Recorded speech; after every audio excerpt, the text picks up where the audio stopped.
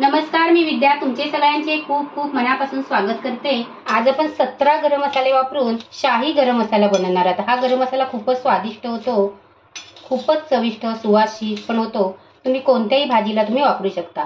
तुम्ही जरी बिर्याणी केलीत ना तरी पण वापरू शकता। फक्त कोणताही पदार्थ करताना त्या गरम मसाल्याचं प्रमाण आहे ना ते मात्र तुम्ही कमी जास्त करायचं। चला तर मग वेळ न घालता व्हिडिओला सुरुवात करूया। आज आपण शाही गरम मसाला बनवणार आहोत।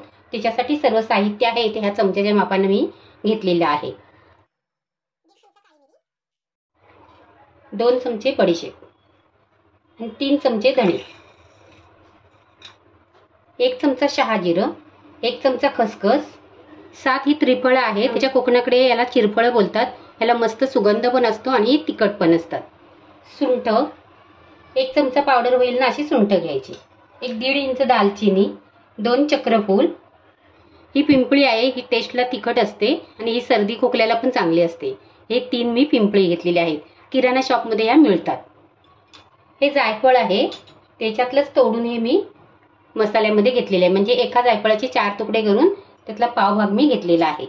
12 हिरवी वेलची आहेत। हिरवी वेलची तुम्ही अजून 2-3 जास्त पण घेऊ शकता। अर्धा चमचा लवंग आहेत, एक 20 पीस आहेत, 2 हिरवी वेलची, गुलाबाच्या 7 ते 8 पाकळ्या, एक नाग केशर आणि हे जावित्री।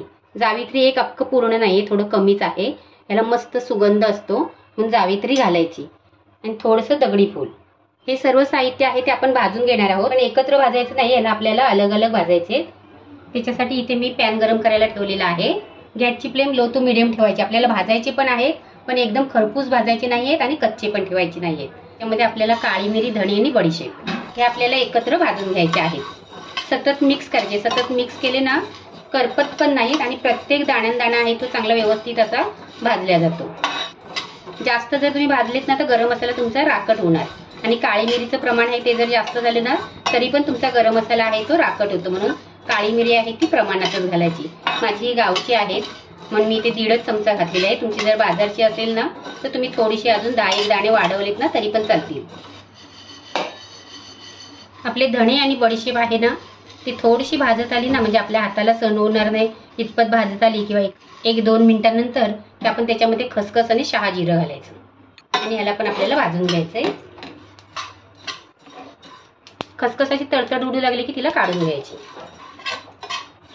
बघू शकता तुम्ही एकदम जास्त लाल बुंद करायचे नाहीये। त्याच्यामध्ये आपल्याला इतर साहित्य घालायचे आणि ह्याला पण आपल्याला भाजून घ्यायचे। गुलाबाच्या पाकळ्या घालायच्या नाहीये।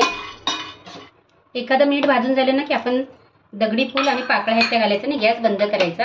हा गरम तव्यावरच ते कुरकुरीत होणार। आपली दालचिनी माझी राहिलेली भाजायची, दालचिनी पण आपल्याला भाजून घ्यायची म्हणजे गरम तव्यावर घालायचे। कुरकुरीत झाली का की मस्त अशी पटकन बारीक वाटल्या जाते। गॅस बंद करायचा आणि काढून घ्यायचं।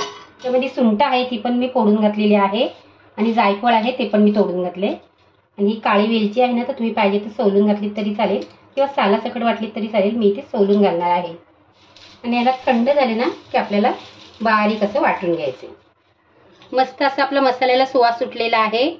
त्याला पूर्ण थंड करायचा आणि काचेच्या बरणीमध्ये भरून ठेवायचा। काचेच्या बरणीमध्ये हवा बंद भरून ठेवलात ना की त्याचा सुवास आहे ना तो जसाच्या तसाच राहतो। आजचा जर तुम्हाला हा शाही गरम मसाला आवडला तर नक्की लाईक करा, कमेंट करा, तुमच्या मित्रमंडळींना शेअर करा।